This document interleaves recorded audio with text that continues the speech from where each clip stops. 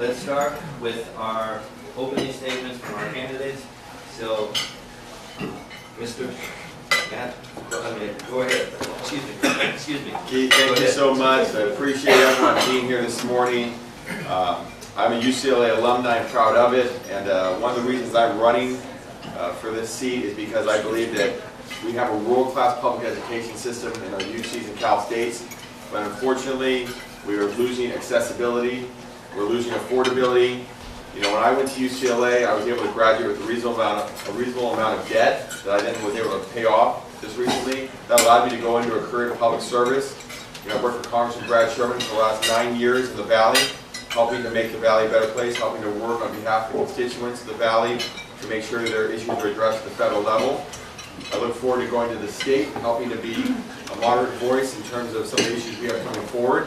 I'm very proud to have the Daily News endorsement, not just in the primary, but also I'm the only candidate endorsed by the Daily News for the runoff. I also have the support of a broad base across the Valley of public officials, from Dennis Zine and Mitch Englander to Fran Pavley, Bob Blumenfield, and of course my boss, Congressman Brad Sherman.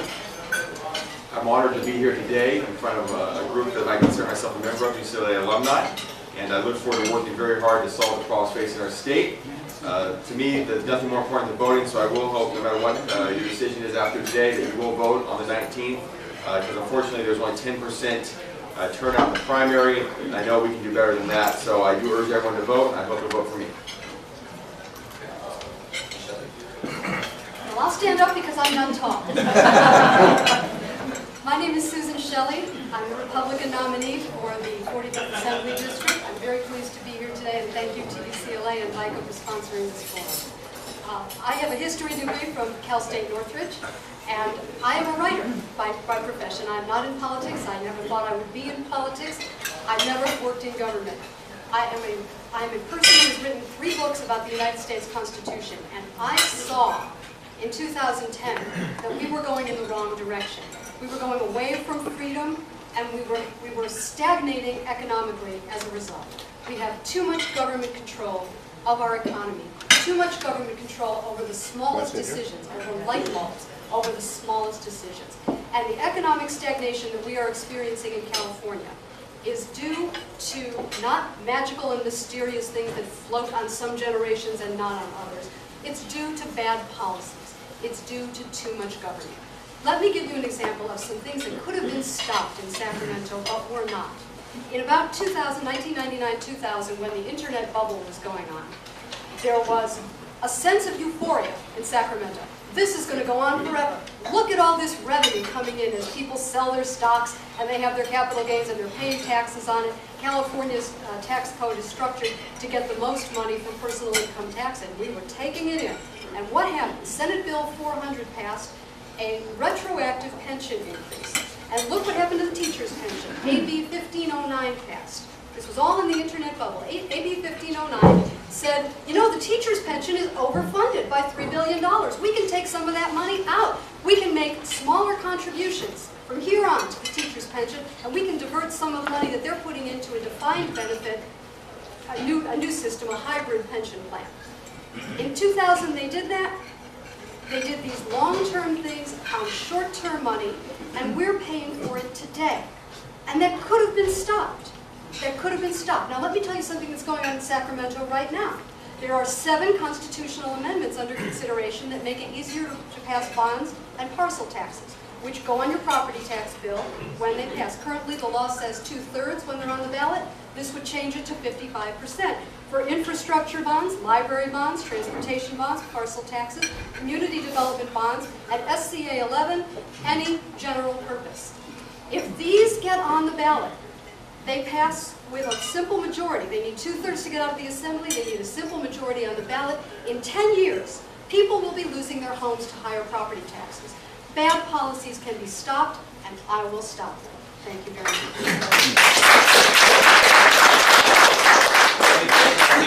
We'll be cognizant of our timer. Our timer will give them a 30-second notice that they have 30 seconds to wrap it up, and then we'll give them a stop sign that tells them, thank you, you need to finish. Okay? So, let's go to our first question from our panelists. Professor Wright. In some ways, you started this But I'm curious whether both of you could identify 3 issues of direct consequence for the 45th district that you would address if elected. You already started, so. I already started. Well, one of the things that's important in the 45th district is the real estate industry and also all of the homeowners. This is kind of a bedroom community. People own homes. This is their investment. This is their retirement. This is their security. It's very important that we stop this assault on Prop 13, not only for homeowners, but also for commercial property. Because if apartment owners are hit with higher property taxes and they can't raise rents because of rent control, they will close those buildings and there'll be parking lots eventually, and we will have a housing crisis. Bad policies have to be stopped before they do their damage. And other things, I would introduce a bill to require smog checks every 3 years instead of every 2 years. People in the valley, some of them driving older cars, they're very burdened by these smog checks. They get more expensive every year, and yet, as the older cars come off the road and new technology improves the emissions of new automobiles, smog checks are less and less productive for the society in general. So we could lighten up on people. And we could lighten up on businesses in California. And there are many different ways. I don't think I have time in 2 minutes to talk about all the different things that we could do to improve energy costs, to improve the lawsuit climate in California, to make California the kind of place where you'd be crazy not to start a business instead of the other way around. You know, first and foremost, I want to start by saying that I am endorsed by the Daily News. They said I'm not a threat to Prop 13. I've been endorsed by California Realtors Association. I've been endorsed by the biggest individual realtor in San Fernando Valley, Sid Leibovich, who owns Revere Realty, because they know my record on real estate agents and I fighting for homeowners. When I was with Congressman Brad Sherman, we helped him pass the conforming loan limit. We helped him make sure that Dodd-Frank wasn't too burdensome on people buying a home. My opponent, in her writings and on our website, has claimed that she would like to get rid of the mortgage deduction that allows homeowners to claim the deduction on the taxes. That would devastate the housing market even greater than changes to Prop 13, in my opinion. No. But I am a protector of Prop 13. I don't want to see any changes for commercial or residential homes. I also want to talk about a little bit of a difference between us. Most of what my opponent, who's a very worthy opponent, and I've been very impressed with her through the campaign, is talking about stopping things in Sacramento, being a block and tackle in Sacramento, taking an approach like the Tea Party members in Washington, D.C. did by shutting the government. I want to move the valley forward. I want to move our community forward. I want to talk about issues that are getting done, like expanding the film tax credit in scope and in size. We're losing good film jobs across the board to other states, Georgia, Arizona, Nevada, Pennsylvania. We need to become more competitive with those states to make sure we're keeping those filming jobs here, because that doesn't just affect the crew or the talent, but also the dry cleaners and the caterers and the people that work below the line. So I want to make sure we expand our film tax credit. And I also want to get back to affordability and access for higher education. This is what's going to create tomorrow's leaders. I have interns and kids working on my campaign that have to go to 2, 3, and sometimes 4 community colleges to find classes. It's taken them 3 and 4 years to get through to be able to transfer. That's unacceptable. We need to make sure we're doing more to make higher education in the state affordable and accessible to go along with world class. Thank you. Excuse me. Vito, the next question. Excuse me, the rules call for no opinions on the other candidate. May I respond to the charges that he made to me? We're going forward. Excuse- Vito, we're going to... That's not fair. That's not fair. Excuse me, Lying. this is right here. This is questions, section 2. Answers to questions must be concise and must not include personal opinions on the candidates. As a matter of fairness, you must allow me to respond to the mischaracterizations of that flat tax proposal. Go ahead. The flat tax proposal is You have 1 minute. Go ahead. Uncle Sam's nickel, a 5% flat tax that will restore freedom and prosperity. It is a book.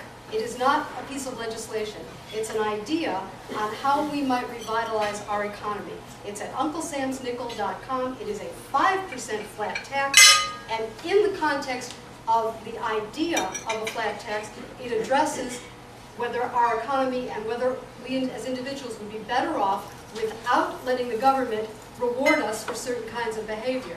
And that's the reason that the mortgage interest deduction is mentioned. It's certainly not suggesting that we eliminate the mortgage interest deduction from the current tax code. And there's complete mischaracterization of my words. For going forward, let us focus on the issues, not on each other. Okay. Vito, the next question for Matt. Thank you, Keith. While the fiscal condition of the state of California has improved, what areas of concern do you feel should be addressed in the first budget that you vote on in the Assembly next year? You know, I think when you look at the current situation right now, we have a lot to be excited about in the future legislature and in our community.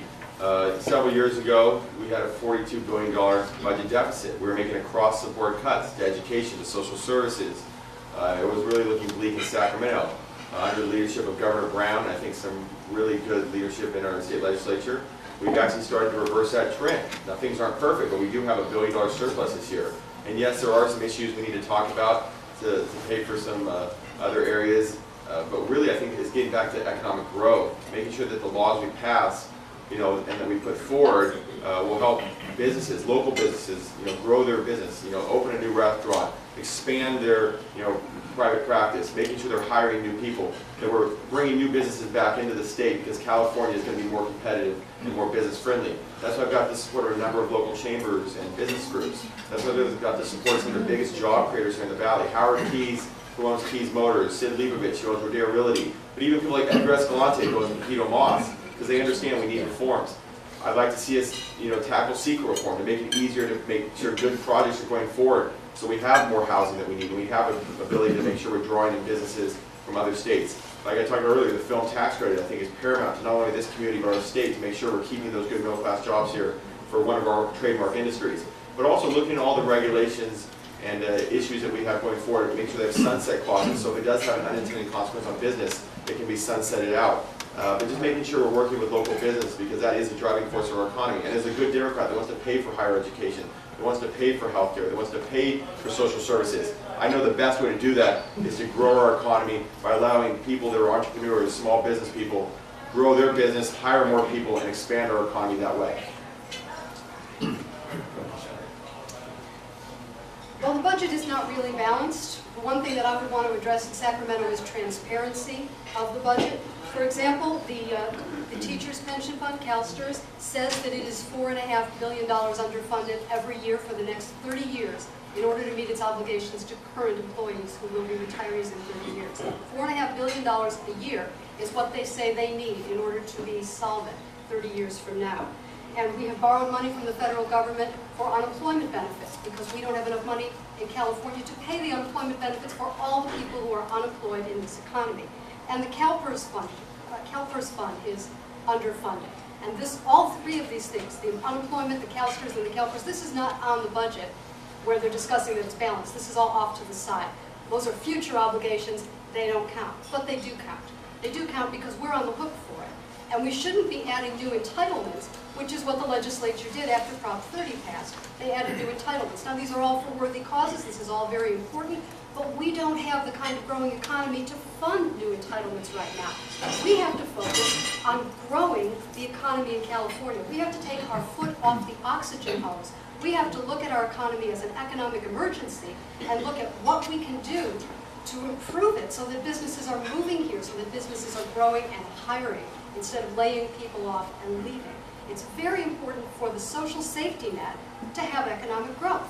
In 1968, the national unemployment rate was 3.6%, and California passed the Lanterman Act, which is an unlimited entitlement for services for disabled adults. That's a wonderful thing.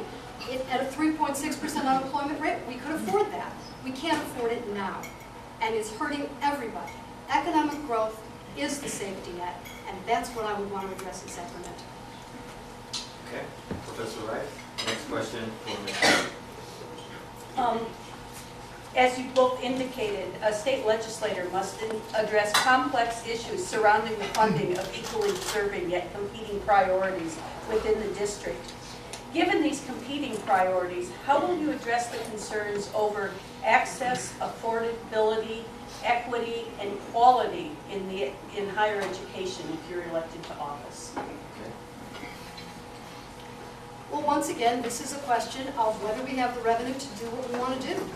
And the only way to have the revenue to do what we want to do is to have economic growth. So let me address this indirectly by saying we could do something about energy costs in California. We could go back to the 20% standard on renewable fuels instead of the 33% target which was passed in 2006 in AB 32. By going to 33%, we are increasing everyone's costs in California. All the businesses, all the residents, everybody's electricity costs are going up 6.5% to comply a year to comply with these state mandates of various types, including this renewable fuel standard. We could go back to 20%, and it would be like a tax cut, and it would make the economy healthier in California and more competitive with other states that are not doing this. We have competing priorities because we have shrinking revenue. We have shrinking revenue. What we need is growing revenue. During the internet boom, when revenue was coming in, they could spend money, everybody felt optimistic. Where are we today? If we had growing revenue, that was a bubble, we need real growth. If we had growth in revenue, we would have money for our priorities, healthcare, education, the whole safety net that we will always have in California. We will never be the kind of society that just lets people fall. But we have to understand where money comes from. It comes from businesses growing and hiring people and paying income taxes. Individuals paying income taxes, that's where the money comes from. That's something like $60 billion of California's revenue, general fund revenue, comes from income taxes. Only about $8 billion comes from corporate taxes. We have to have more people working in order to have this state operating.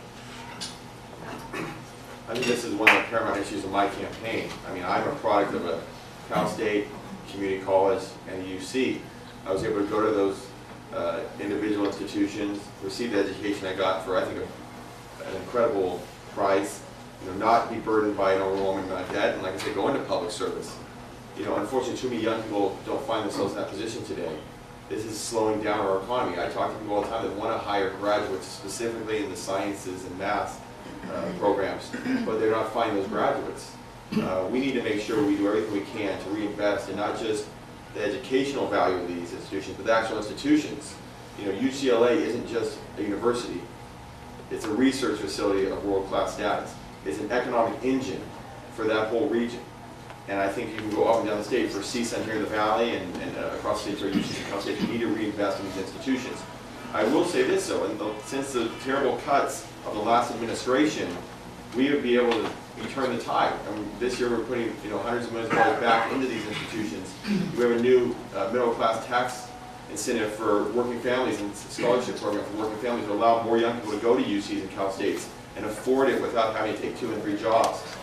So it comes down to priorities. You know, when you look at the legislature and the makeup right now, unfortunately for the other side of the aisle, with the 2/3 majority, you have to look at how can we work together in a bipartisan way. I look forward to working with my friends on the right and the left to make sure that we're making our higher education system a priority, because that affects everyone, it affects everyone's children, and it'll be the economic engine we need going forward. So, I will make higher education a top priority, and obviously as we grow the economy, I think we look forward to more and more investments in higher education. I do think we have to look at where we've gone in terms of the horrible cuts 5 to 6 years ago to where we are today, and we're reinvesting hundreds of millions of dollars back into that fund. And that's why, probably the only candidate for this race has supported Prop 30 to make sure that we stop the hemorrhaging of our higher education system.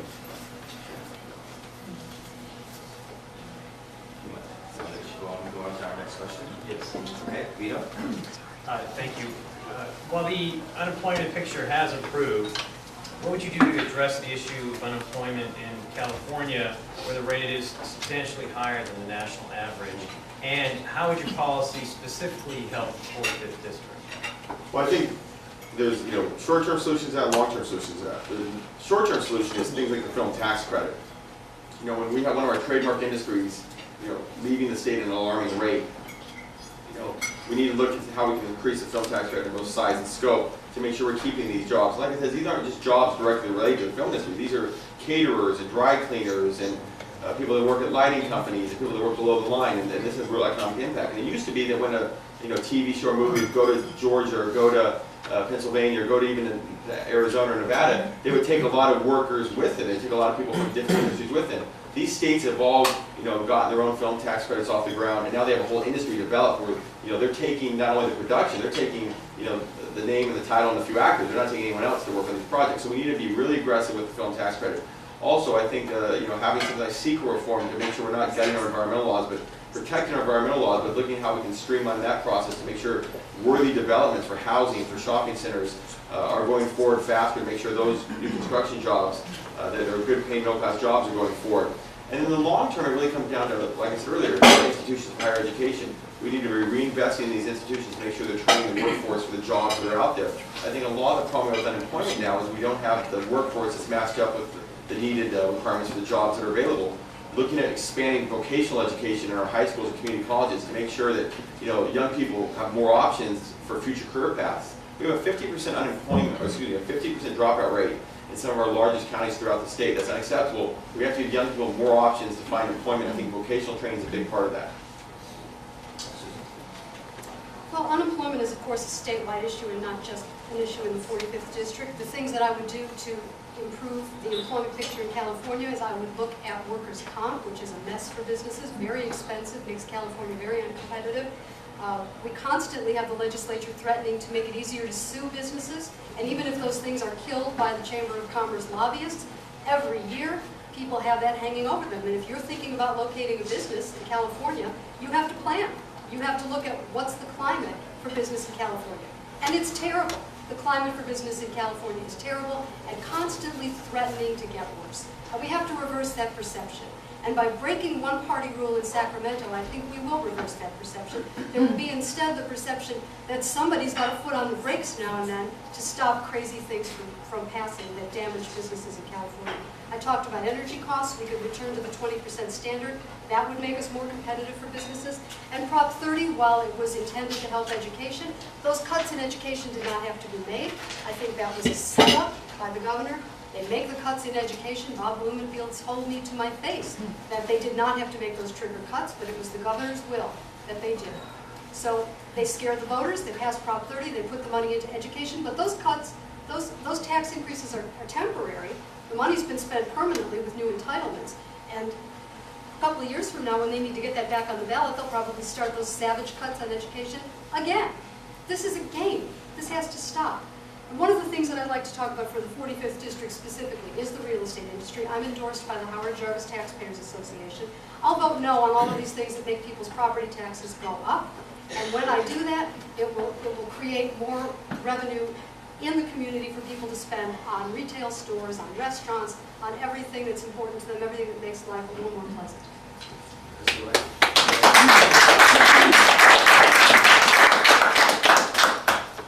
In recent years, particularly in the more immediate past, the California State Legislature has become increasingly polarized between competing interests and political parties.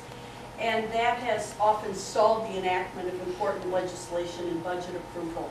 How will you work across the aisle with members of the other party to ensure important legislative matters are addressed in a timely and productive fashion? Is that to me first? Well, I believe in bipartisanship, but bipartisanship is not an end in itself. We had bipartisanship in 1999 and 2000 when they gutted the teachers' pension fund. We had bipartisanship when they voted a retroactive pension increase to all the state employees, Senate Bill 400. Those were not good ideas. So the fact that they were bipartisan does not make them better ideas. We need good ideas. We have to work together on good ideas. And let's be honest, government is where we take our arguments. We don't have fistfights in the street over how to fund pensions. We take our arguments through representative government to Sacramento, and we talk about where we disagree and we try to hammer out compromises. And I would certainly do that. But with one-party rule, with one-party control, by a veto-proof majority, things can get out of balance very quickly. We just saw the governor give a 4.5% raise to the SEIU Local 1,000 workers, 95 or 99,000 state white-collar workers, a 4.5% raise. Is that a good idea? Is that necessary? Was that just political? There was no opposition. And one of the things that is going on in Sacramento is an issue of transparency in budgeting. And this also is a one-party rule factor. Spot bills, which are blank pieces of legislation, are passed in the Assembly, 37 of them this year. Blank legislation goes to the Senate, comes back with something written on it by lobbyists and staffers, and it's an up or down vote in the Assembly. No hearings, no amendments. That's not transparent government. That's not good government. That's how we get where we are. Things are not okay in California, and these are the reasons. And we can do better in this state, and you deserve better. You deserve real representation of the people of this district, not representation of outside interests, not representation of Washington politicians, representation of the people of this district. And that's what I'll bring you.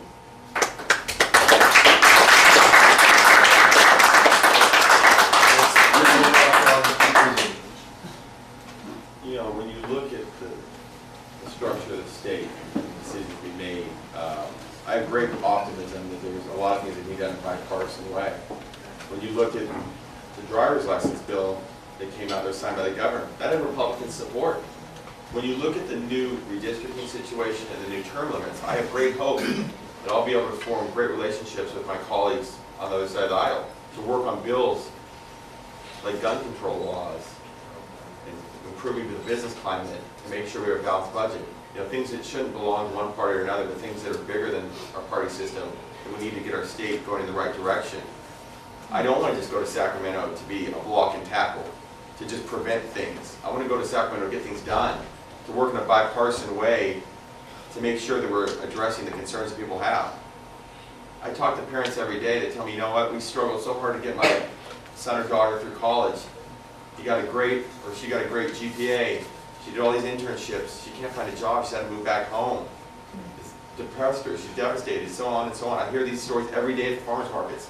I have young people that work on my campaign that have to go to community college for 3 and 4 years because they couldn't get a spot at Cal State or UC out of high school. They're doing everything they can to find the classes, but they're just not there. I mean, these are unacceptable things. And that's something we need to fix in a bipartisan way. So I don't look forward to going up to Sacramento and getting fights. I look forward to going up there and representing the values that I hold and share with the members of my community. I look forward to being an advocate for making sure the Valley gets its fair share from the state. And being in the majority party is a big advantage to make sure that the Valley will get its fair share. But that being said, I welcome bipartisanship. I look forward to having issues that we can work on in a constructive way that doesn't involve party politics. So, you know, I look forward to that. I have a number of friends on the other side of the aisle, so I look forward to it. Matt, let me ask a question from the audience. If elected, what would be the first piece of legislation you would propose, and how will it help and benefit the 45th District? The first thing I would propose is increasing the film tax credit in size and scope.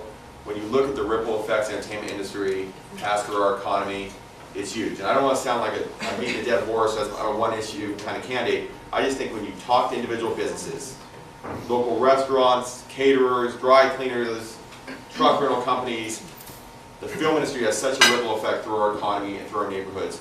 I think it's crucial that we take a stand right now to compete. You know, New York has a $400 million film tax credit. Pennsylvania's is unlimited. New Mexico's is, I think, $60 million. California has a $100 million film tax credit. It provides enough funding for about 30 projects, none of which are the big blockbusters, because it has a $75 million cap. We have to work to increase it in size and scope to keep those projects here. We just lost the new Superman Batman movie to Detroit because of film tax credit. When you look at the biggest 2 TV shows on television last year, is Breaking Bad. Pilot was shot in LA, they moved to New Mexico for a film tax credit. Walking Dead was supposed to be shot in LA, was moved to Georgia for a film tax credit. I could go down the list. These other states are poaching. Every time we have a film tax credit lottery, all the people that put on the waiting list get calls from 10 and 12 states, and they're moving those jobs. That's hurting our middle class. So that'd be my #1 priority in terms of legislation from day one. Okay. You want me to repeat the question? First piece of legislation. First piece of legislation, how will it help the 45th District? The first thing I would introduce is a bill to require smog checks every 3 years instead of every 2 years. And the reason I would do that is because it teaches the concept that old regulations do not have to live forever. Everyone understands what a hassle it is to get your car smogged. And as I said earlier, the benefit to society is declining as the cost to the consumer is going up. If we bring this concept into the public sphere, and we start talking about regulations as something that we can revisit if they're no longer working for us, we can begin to build coalitions to change CEQA and some of the other things that are just continuing from the 1970s without the reason that they were originally passed. We should look at every regulation to see if it costs too much and accomplishes too little. Things do change, and we have new information about energy resources in California. We have new technologies. We have the ability to change our regulations. and lighten things up for people so that businesses can grow in California. And by talking about smog checks, I think all the voters of California get that concept, and then you can explain how it applies in businesses that they're not as familiar with. And I think we can begin to make real progress, and that would help the 45th District and everybody else. Vito, next question for Susan. Thank you. So California is home to the largest amount of military veterans in the country. And in LA County, we have the largest concentration at 500,000. With the conclusion of the war in Iraq, the upcoming end of combat operations in Afghanistan, what should be done to facilitate our veterans' pursuit of higher education and increase the number of veterans that are entering our state's top colleges and universities? Well, I think there are already programs in place. They're probably not funded as fully as they could be to create scholarships and assistance for veterans who want to go back to school when they come back from service. Certainly that should be a priority. It will always be a priority in the United States to look out for our veterans. They are the people who stand up and fight for freedom. They are the people that we owe our freedom to. And we should always make their needs a priority, whether it's medical needs, whether it's housing needs, whether it's education, whether it's job training. That should always be a priority. And once again, this is an issue of resources. And money comes from economic growth. Jobs come from economic growth. I think veterans who can get a job more easily would be happier than just having programs to help veterans who are out of work. This is why I think all of our problems are connected to our fundamental core issue. We do not have economic growth in California. We've had it in the past. We've seen up and we've seen down. Up is better. And we should look at everything. We should look at everything we're doing to ourselves that's keeping things down. We're doing a lot that hurts ourselves, that makes us uncompetitive with other states. I mentioned workers' comp and the lawsuit climate and the energy costs. We should address these issues. We shouldn't just let it ride as if we can't do anything about it. This is our government. This is our freedom that the veterans fought for. And we're squandering it by letting the government take more and more power. Freedom is a condition that exists under a government of limited power. And this is a big issue. This is not just a local issue. This is a big issue for the United States. Freedom is a condition that exists under a government of limited power. And that's where prosperity comes from. It comes from freedom. And that's what we have to work on. Okay, we're going to move to some audience questions, and we need to do a 1-minute response. So we're going to cut your time down so we can get through some of these questions as well. Okay, Susan, I'm starting with you. California imprisons a very high percentage of its population, which combined with the power of the prison guard union directs a lot of resources toward warehousing people who cannot contribute to society. What would you do about this problem? 1-minute response. I think public safety is a priority over the interests of people who have done things to people. The interests of people who have not done anything to people should come first. We have seen with AB 109 that we have a situation where prisoners are being released into the community. It's created property crimes as drug offenders are living in halfway houses in our residential neighborhoods. I think that the interests of the people who are in prison should always be secondary to the interests of the people who are their victims. So I would make prisons a priority, not rehabilitation, but public safety a priority. Matt, do you need questions? I think when you look at the situation we have, unfortunately, the Supreme Court decided to intervene and put these strict restrictions on the governor. I think we need a combination of what the governor proposed and what Senator Darrell Steinberg proposed. Obviously, we need to eliminate any opportunities to release people that should be released into our communities.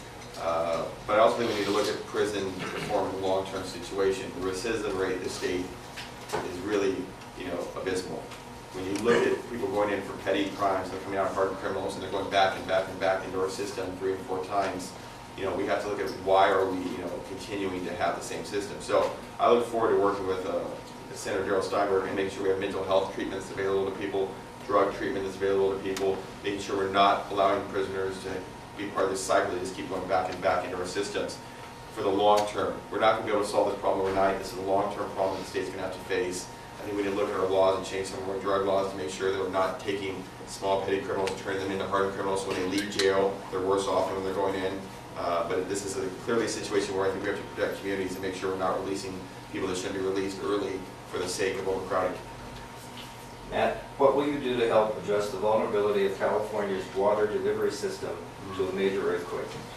Well, you know, obviously there's a number of measures up in Sacramento right now. We have to make sure we're looking at each one of them for long-term goals, because I'll tell you right now the state's infrastructure is in massive disrepair. Not just the water transportation system. We look at our highway systems and our university systems. You know, we really haven't had a major upgrade in a number of infrastructure since the 1960s. We do a lot of patchwork, and I know there's a lot of progress we made in certain freeway systems. But we need to look at how we can improve the state's infrastructure statewide. The water issue is one main concern, because obviously we get most of our water from the north, and if we don't have reliable transportation bringing it down here, we're all suffering. Susan? The infrastructure of California is a very important thing that has not been prioritized correctly by the Sacramento legislature. Just to take an example, why are we building a bullet train? Why are we spending, what is it, 68 billion, 100 billion? Does anyone know what it will ultimately cost? Why are we spending money on that when we have such severe infrastructure needs? This is what you need a legislature in Sacramento for, to look out for priorities in spending. And they have done a terrible job. And one-party rule is not going to fix that. So it's very important that we have hearings, that we have amendments on some of these bills, that things are not rushed through on a Saturday with no votes to spare. I don't know whether any of you are Republicans, but one Republican in Sacramento can tap the brakes. And even if you don't agree with every position, it's something to consider.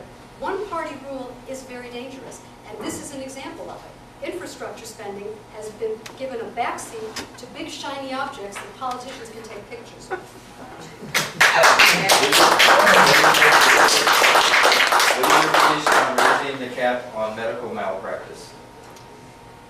You know, this is a very difficult issue. I think the cap on, you're talking about the micro legislation, the pain and suffering damages in medical malpractice are capped at $250,000 in California. This is a number that was set in 1975 or 76 when this bill was passed. This creates a situation where on one hand you don't want to create upward pressure on medical costs and malpractice insurance, but on the other hand, senior citizens have, quote, no economic value. People who are retired have no economic value.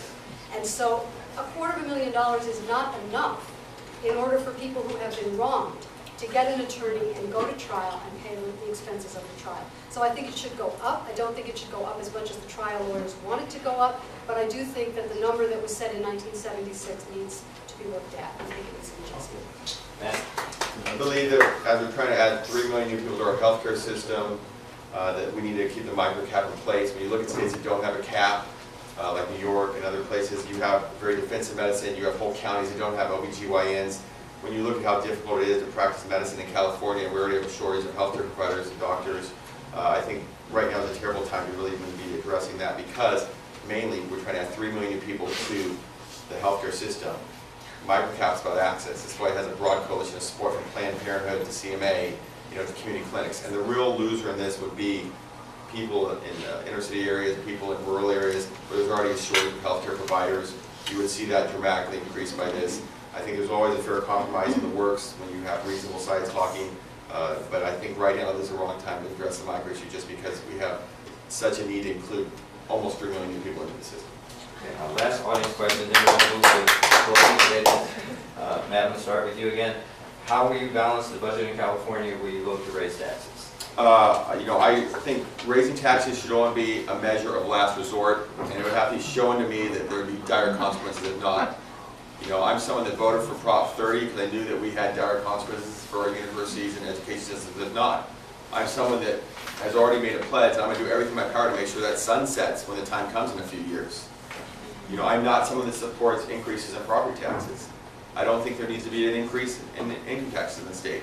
I think we need to work to grow our economy, to make sure we're passing things like the film tax credit. They're passing SEEK reform. They were working to make our regulatory statutes in the state more business friendly.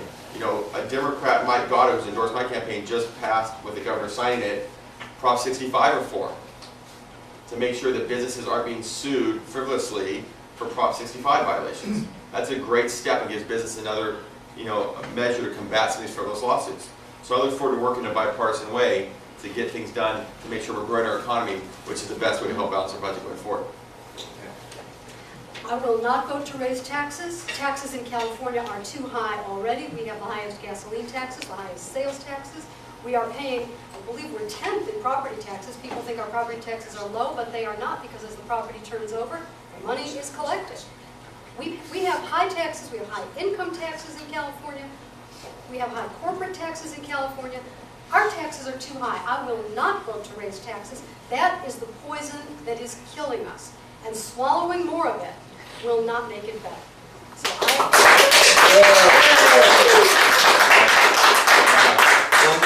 Closing statements by each candidate, and Matt began with his opening statement, so Susan, you'll begin with a closing statement. You have 3 minutes to do your closing 3 statement. minutes? Give you 3 minutes. Things are not okay in California. Things are not okay. If things were okay in California, I would not be in politics. I'd be off writing detective novels. But things are not okay. And I'm off the couch to do something about it. We cannot continue to do the same thing over and over, year after year, and expect different results. We have got to look at some of these things, some of these laws and regulations, some of these tax structures. We have got to change things. And everybody knows it. People are not sure what to do, but we have seen the voters flailing. We saw the term limits pass. We saw the citizen redistricting pass. We saw the top 2 primary pass. People know there's something wrong, and they want to fix it. And I'll tell you what will fix it. We have too much government control of our economy, of everybody's life in California. And we are going further down that path. And the further down that path we go, the more we stagnate. That's the problem. That's what we can fix. These are problems that can be fixed. That's the good news. These things can be fixed. We have always known how to have a growing economy in the United States. We invented this thing. We invented capitalism and freedom and free enterprise and individual rights. The idea that the government steps in for the benefit of so-called society and taxes people and ruins people and threatens people, this has got to stop. We have to be a free country again. And we have to start in California. And we have to start in the 45th district. We have to start being a free country again. That's what will make our economy grow. That's what will create a better future for your children. That's what will make you happy. And the pursuit of happiness is our legacy in the United States. We were founded on the right to life, liberty, and the pursuit of happiness. And those guys weren't kidding. We've lost that, and we can get it back. And I hope to have your support on November 19th. We have a long way to go and a lot of work, but we can do this. Thank you.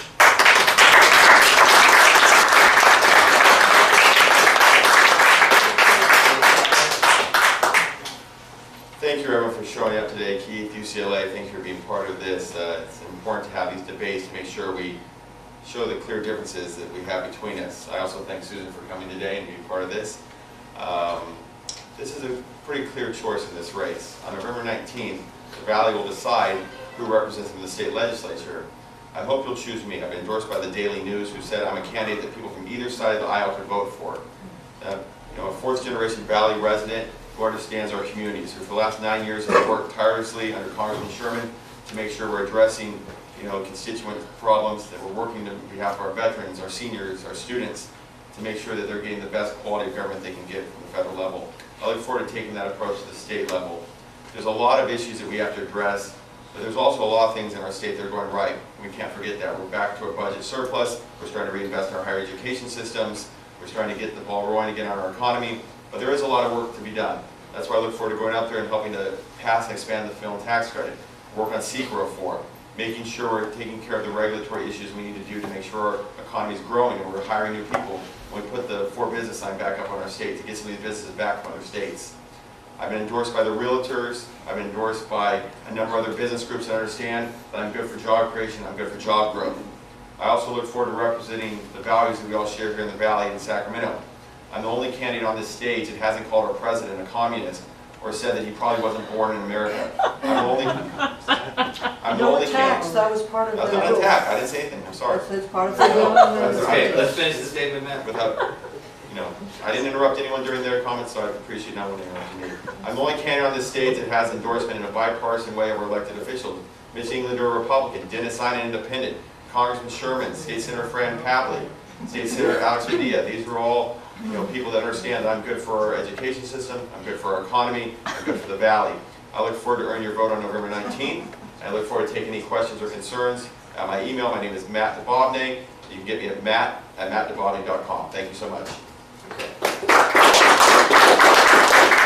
Housekeeping notes again. Let's remember, vote on November 19th. We have parking validations At the registration. at the registration table for everybody that needs them. Thank you for coming this morning. I want to thank our partners, the San Fernando Valley Bruins and VICA. Where's Stuart? Stuart had to leave. Stuart had to leave. Okay, well then the hell with Stuart. No, thank you, VICA, thank you all of you for getting up this morning and coming out. I want to thank our timer and event organizers. Stand up. Thank you to Corey, who's our event organizer and our timer, and no one likes the timer because the timer tells everybody to stop. Thank our candidates for coming. Matt, thank you so much. Thank you so much. And all of you remember, go Bruins. Go Bruins. I'm sorry, let me not forget to thank our panelists as well. Sure.